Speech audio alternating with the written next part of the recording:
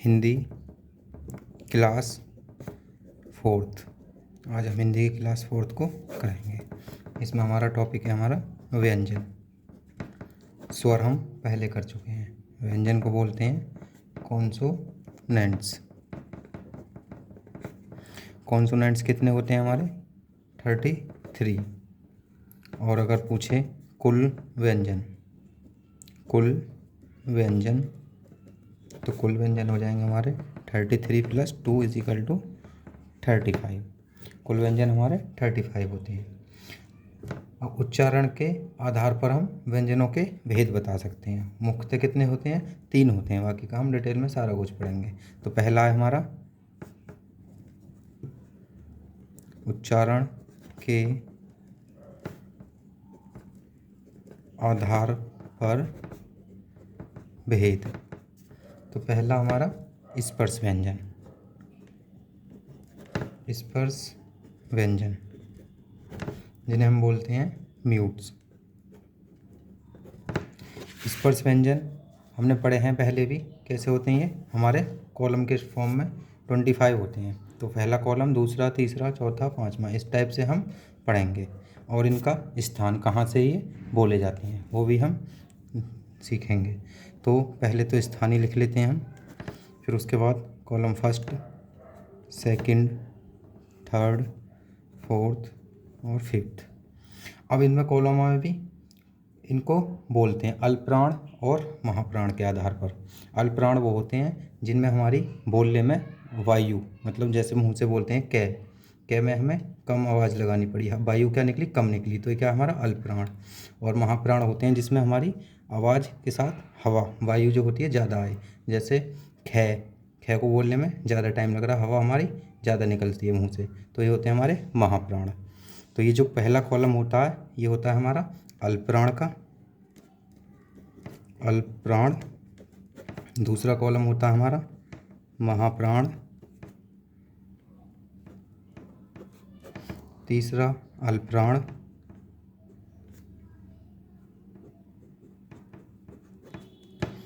चौथा महाप्राण, और ये पांचवा कॉलम अल्पप्राण। हम इसको भी समझ सकते हैं अल्पप्राण, महाप्राण, अल्प, महा, अल्प। तो ऐसे हम इनको रख सकते हैं। अब पहले कॉलम में कौन से आते हैं? जैसे हम पढ़ते हैं कै, खे, गे, घे, तो ये क्या हमारी पहली रो हो गई। कॉलम में भी होते हैं। कॉलम को हम कचट तप के नाम से याद कर सकते हैं, क्योंकि पहला अक्षर क्या हमारा? कै, और दूसरा होता हमारा चे, फिर टे, फिर ते से स्टार्ट होता है, फिर पै से। ये पहला कॉलम हो गया। और रो से करेंगे कै, खे, गे, घे, डे, चे, छे, जे, झे, डे, टे, ठे, डे, डे, ते, थे, दे, धे, ने, पे, फे, वे, भे, में। इस टाइप से हम पांचों को लिख लेंगे। तो ये पे है हमारा। तो क्या इसमें क्या आएगा? कै, खे, गे, घे और डे। अब चे और छः, इसमें चे, छः, जे, झे और ड़े, और टे, ठे, डे, ढे, ड़े। अब ते वाले में ते, थे, दे, धे, ने, पे, फे, बे, वह और मैं। ये हो गए हम कॉलम में पढ़ सकते हैं। फर्स्ट कॉलम, सेकंड से, या ऐसे बोल सकते हैं पहला वर्ण, दूसरा वर्ण, तीसरा वर्ण, चौथा, पांचवा वर्ण। तो ये अल्पप्राण और महाप्राण के आधार पर हो गए हमारे। अल्पप्राण कौन से होते हैं? कै, छे, टे, टे, पे। और ये भी अल्पप्राण है, गे, जे, डे और दे और भे। अल्पप्राण मतलब कम हवा के साथ बोले जाएं, जैसे कै। महाप्राण जो ज़्यादा हवा के साथ, जैसे खे बोल के हम इसको समझ सकते हैं कौन सा किसमें आएगा। अब इसमें स्थान, अब ये वाली रो है, पहली रो कै वाली, ये कहाँ से बोली जाती है हमारी? जैसे कै कहाँ से निकला? हमारे गले से निकला। गले को क्या बोलते हैं हम? कंठ बोलते हैं। तो इसको हम बोल सकते हैं कंठ है, या फिर कंठ भी बोल देते हैं। तो इसका उच्चारण स्थान क्या है हमारा? कंठ। और इसका च वाले का क्या है? च। ये कहाँ से बोला जा रहा है? हमारे जुबान से। तो इसको बोलेंगे हम तालु, तालव्य या तालु। इसको ट, ट कहाँ से बोला जा रहा है? मूर्धा। जीभ हमारी ऊपर टकरा रही है तो इसे बोलते हैं हम मूर्धा स्थान, मूर्धन्य या मूर्धा। ट, ठ, ड, ड़। तो ये सारी हमारी जीभ ऊपर तलवे जो होता है हमारा मुंह का, उससे टकरा के निकल रहे हैं ये सारे वर्ड। मूर्धे हो गया। इसके बाद तय। तय, तय कहाँ से हमारा? तय बोला जाता है जीभ से और दांतों का सहारा लेके, तो हम इसको बोल सकते हैं दंत। दंत या दांत भी बोल देते हैं शुद्ध भाषा में, दंत या दांत से। अब पै फै वै, पै फै कहाँ से बोले जा रहे हैं? हमारे होठों से बोले जाते हैं, तो इसको हम ओष्ठ बोलते हैं, ओष्ठ या होठ बोल देते हैं। तो ये हमारा पूरा होठों से बोला जाएगा पूरी पंक्ति, और ये कॉलम के हिसाब से हमने देख लिया। अब इसमें भी होते हैं हमारे अघोष और सघोष। अघोष और सघोष। अघोष का मतलब कम कम ऊर्जा के साथ, सघोष मतलब ज़्यादा ऊर्जा के साथ। तो कैक है ये वाली, देखो कै च ठ ठ पै, ये कम ऊर्जा लग रही है इसमें। और खे छ ट ठ त वो थ फै, इसमें भी कम ऊर्जा है। अब इसमें ग ज ड़ द बै, इसमें ज़्यादा ऊर्जा लग रही है हमारी। घ ग, इसमें भी ज़्यादा ऊर्जा लग रही है, इसमें भी ज़्यादा ऊर्जा। तो पहले जो दो कॉलम है वो क्या होते हैं? हमारे अघोष में आते हैं, अघोष। और ये भी अघोष हो जाएगा, ये हो जाएगा हमारा सघोष, ये भी सघोष, और ये भी सघोष। तो अगर पूछें अघोष वर्ण कौन से होते हैं हमारे अक्षर, तो ये दोनों कॉलम हो जाएंगे, और सघोष ये तीनों कॉलम। और अल्पप्राण और महाप्राण पूछे तो इस इधर ऐसे बता सकते हैं, ये अल्पप्राण होते हैं, ये महाप्राण, ये अल्पप्राण, ये महाप्राण, ये अल्पप्राण। और इसके उच्चारण स्थान पूछे कहाँ से बोले जाते हैं ये, तो ये हमारे उच्चारण स्थान है इसके। आया समझ? अब देखो इनको हम आगे भी यूज करते रहेंगे, ये कॉलम हमें याद होने चाहिए, पूरे टेबल के आधार पर पता होना चाहिए कैसे है। अब ये देखो, ये जो लास्ट वाला कॉलम है, हमने पिछली वीडियो में अनुनासिक पढ़े थे, तो ये अनुनासिक में आता है हमारा। तो हम इसको लिख सकते हैं, नोट्स बना सकते हैं हम अपने, नोट्स कंप्लीट करेंगे बिल्कुल प्रॉपर वे में। जब नोट्स कंप्लीट हो जाएंगे तो अच्छे से समझ आ जाएगा। पहले हम क्लासों में कर लेंगे, फिर एक बार नोट्स रिवीजन करने में 2-3 दिन में आसानी हो जाएगी। तो इनमें से काफ़ी क्वेश्चन हमें मिलेंगे 10+2 एग्ज़ाम में और बड़े एग्जाम में भी, तो अच्छे से बनाएंगे। तो ये है हमारा वर्ण, जो वर्ण 5 है हमारा, को अनुनासिक, अनुनासिक भी कहते हैं, तो इसको हम अनुनासिक भी कहते हैं। अब इसके बाद सेकंड है हमारा अंतस्थ व्यंजन।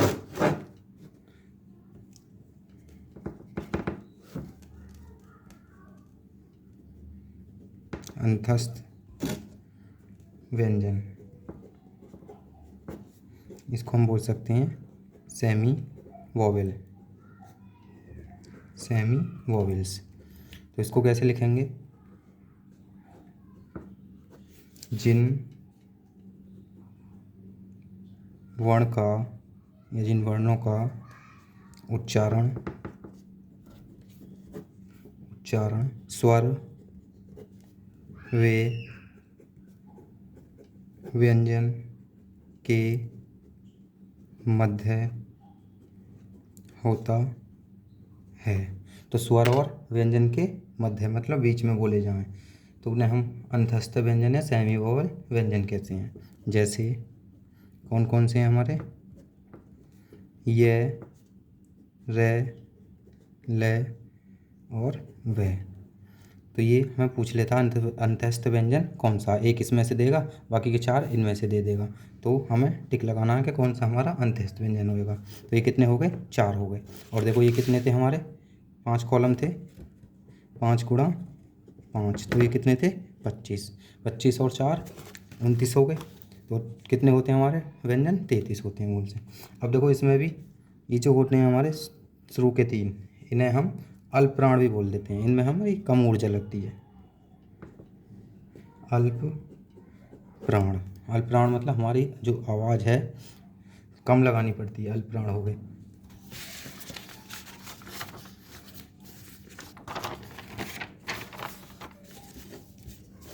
इसके बाद है हमारा थर्ड पे ऊष्म व्यंजन। ऊष्म व्यंजन, ऊष्म व्यंजन को बोलते हैं हम सिबिलेंट्स। देखो इंग्लिश की वीडियो भी कुछ ही दिनों में आने लगेंगी, हम प्लेलिस्ट में जाकर देख सकते हैं। हिंदी की वीडियो में मैथ्स की अलग, साइंस की अलग और इंग्लिश की अलग, सभी सब्जेक्टों की वीडियो आपको आने वाले समय में मिल जाएंगी। अगर आपको अच्छे से तैयारी करनी है तो चैनल को सब्सक्राइब कर लें और वीडियो अच्छी लगे तो लाइक करें। बाकी की सारी वीडियो आने वाले समय में जैसे जैसे समय मिलता रहेगा हम आपको प्रोवाइड कराते रहेंगे। ऊष्म व्यंजन, ऊष्म व्यंजन कौन से होते हैं जो ज़्यादा ऊष्मा के साथ बोले जाएँ, तो ये भी हमारे 4 होते हैं। कौन कौन से? स, ये वाला स है और ये भी स है और है। कितने हैं 4। तो 29 और 4 कितने हो गए 33 मुख्य, लेकिन और भी होते हैं इसके साथ। अब इसमें जो ऊष्म व्यंजन होते हैं हमारे, ये ज़्यादा आवाज़ के साथ बोले जाते हैं। स है, तो ये हमारे महाप्राण में आएंगे। महाप्राण, तो ये हो गए हमारे महाप्राण। अब अगला इसमें अन्य व्यंजन, तो 33 + 2 लिखवाए थे हमने, तो अन्य व्यंजन में क्या आते हैं? अन्य व्यंजन या द्विगुण या फिर आक्षिप्त, अन्य व्यंजन या द्विगुण या आक्षिप्त व्यंजन, किसी भी नाम से पेपर में पूछ सकता है। तो ये जो होते हैं हमारे, ये होते हैं ड या ढ, ऐसे बिंदी भी लगी जाती है, या फिर ड भी आ सकता है, ये ढ भी पूछ लेता है। तो ये कितने होते हैं 2, तो टोटल व्यंजन हमारे 35 हो जाते हैं। तो ये हो गए हमारे अन्य व्यंजन या द्विगुण व्यंजन, आक्षिप्त व्यंजन, किसी भी नाम से हम याद कर सकते हैं। तीनों नामों को रखना याद, बाकी पूछ किसी से भी लेता है। अब अगला हमारा नेक्स्ट टॉपिक है परस्पर मेल के आधार पर। मेल मतलब किस किस से मिलकर बनते हैं। परस्पर मेल के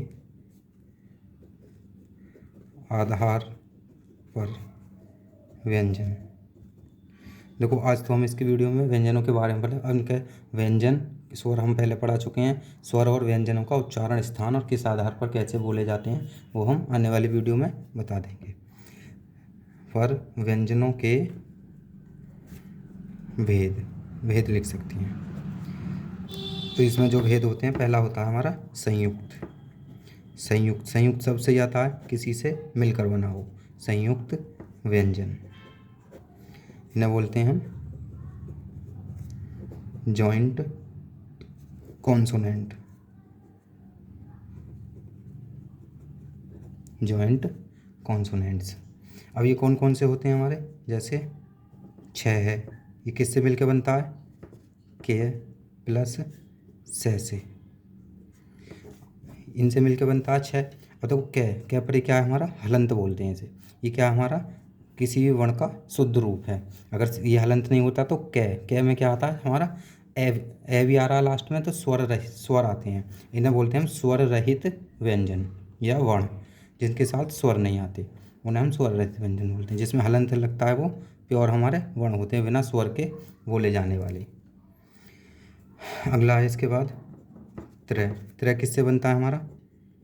तय प्लस रे को मिला के। अगला है इसके बाद ज्ञ, ज्ञान। ये किससे बनता है हमारा? ये बनता है जैसे,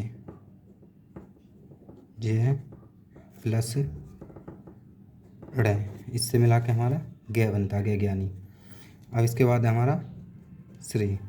ये बनता है हमारा स प्लस रे को मिलाकर। ये हमारे संयुक्त व्यंजन कहलाते हैं। अब इसके बाद है हमारा अगला द्वैत व्यंजन। द्वैत व्यंजन, इनको बोलते हैं हम डबल। द्वैत का मतलब double, double letter consonant, consonant. द्वैत का मतलब आता है तो डबल होते हैं हमारे। जैसे डबल में कौन कौन से आते हैं, च आ जाए, या मैं, या फिर डबल जय देखा होगा, इसको बोलते हैं हम द्वैत व्यंजन। तो ये किससे मिलके बनते हैं हमारे, ये च स्वर रहित प्लस स्वर सहित, दोनों च को मिलाकर, क्योंकि देखो इसमें स्वर आ रहा तो ये तो पूरा च काउंट होता है, ये आधा च होता है जिसमें हलंत लगा होता है। ऐसे ही हम इसको भी मैं प्लस मैं से, और इसको जय हलंत प्लस जय, ऐसे बनेंगे। और इनका जो शब्द आते हैं हमारे, जैसे कच्चा, पक्का आदि, ETC, हमारे इस टाइप के शब्द आपको मिल सकते हैं, इन्हें बोलते हैं हम द्वैत व्यंजन। अब इसको देखो, स्वर रहित व्यंजन को हम लिख भी लेते हैं, एक नोट बना के नोट्स के तौर पर लिख लेते हैं। स्वर रहित वर्ण, स्वर रहित वर्ण में हलंत, हलंत का साइन इस टाइप से होता है, हलंत का प्रयोग करते हैं। जो स्वर रहित होते हैं उसमें हम हलंत लगाते हैं, हलंत हो गया। अब देखो हलंत की तरह ही हमारा एक शब्द और है, नोट 2 बना के लिख लेंगे इसे, जिसे हम ऐसे बिंदी से लिखा रहे हैं, इन्हें बोलते हैं हम नुक्ता। देखो ऐसे लिख सकते हैं, जहाँ नुक्ता, नुक्ता को हम बिंदी से दिखाते हैं, नुक्ता का प्रयोग न हो वहाँ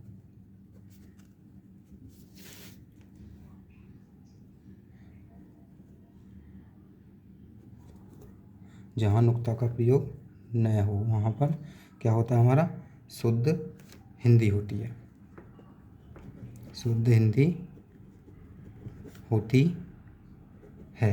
जैसे क्या, ये फूल है, फूल का मतलब क्या होता है, पुष्प।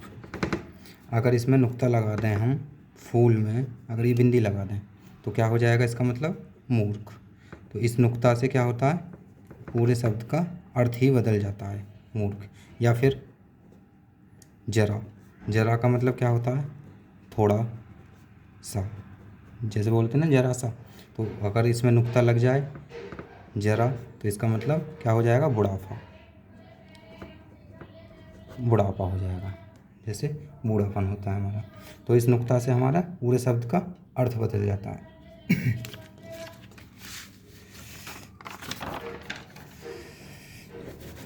अब इसके आधार पर देखो, ये तो हो गया हमारे व्यंजनों का वर्गीकरण, बाकी का इसका उच्चारण, स्थान और बाकी का डिटेल में अगली वीडियो में कराएंगे। अब इसके बाद हमारा एक नोट और है, इस नोट में हम पढ़ सकते हैं संस्कृत के बारे में, थोड़ा सा संस्कृत का जानकारी भी ले लेते हैं। संस्कृत के मुख्य स्वर अथवा व्यंजन, संस्कृत के जो मुख्य स्वर और व्यंजन होते हैं वो कौन से होते हैं, जो इसमें स्वर होते हैं हमारे, वो ए, ई, उ, रे पर ऋषि और ले, ये वाला लट लटार, लटार से निकले होती है, इसमें ले बोलते हैं। और ये और ओ और ए पे एड़ी, और ओ, तो ये हमारे कुल मिलाकर 9 स्वर होते हैं। संस्कृत में कितने स्वर होते हैं, 9। और व्यंजनों को देखा जाए तो व्यंजन होते हैं हमारे 33, जो व्यंजन हमने उसमें पढ़े थे वही व्यंजन होते हैं। अब एक नोट और लिख लेते हैं, इसमें कुछ शब्द हैं हमारे, जैसे बोलने के आधार पर बत्सर्य, बत्सर्य, या फिर क्या बोल देते हैं इनको, दंत मूल, दंतमूल या मसूड़ा, दंतमूल या मसूड़ा। ये कौन से होते हैं हमारे? न, ल, या, रे और से। इस सब ये वर्ण कौन से हमारे? दंतमूल या मसूड़ा वर्ण। फिर हमारे मूर्धन्य, मूर्धन्य, मूर्धन्य का मतलब मूर्धा। तो इसमें जो वर्ड आते हैं हमारे से, डे और ढे। देखो जो हमारे 25 वर्ड है उनके बारे में बता दिया था। अभी हमारे जो बचे हुए कुछ वर्ण हैं उनका उच्चारण स्थान है मूर्धन्य, जैसे से, डे, ढे। तो ये हमारी जीभ ऊपर टकरा के बोली जाती है इससे। फिर अगला हमारा दंतो, दंतोष्ठ। दंतोष्ठ मतलब दांत और होठों के आधार पर बोले जाने वाले। दांत प्लस निचला होठ, दांत प्लस निचला होठ, जैसे वह और फै, ये हमारे दांत और होठों से बोले जाते हैं। अगला है हमारा तालव्य। तालव्य का मतलब तालु, जुबान हमारी जो होती है। तो से और ये हमारे तालव्य से बोले जाते हैं।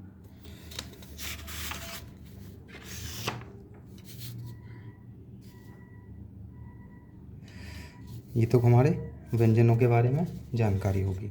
बाकी की इसके बारे में डिटेल में एक्सेंट का जो वर्गीकरण है वो हम अगली वीडियो में करेंगे। और स्वर और हिंदियों का वो व्यंजनों का वर्गीकरण दोनों का एक वीडियो में ही कर लेंगे। बाकी स्वर का वीडियो अलग, व्यंजन का अलग हमने डाल दिया है। तो थैंक यू।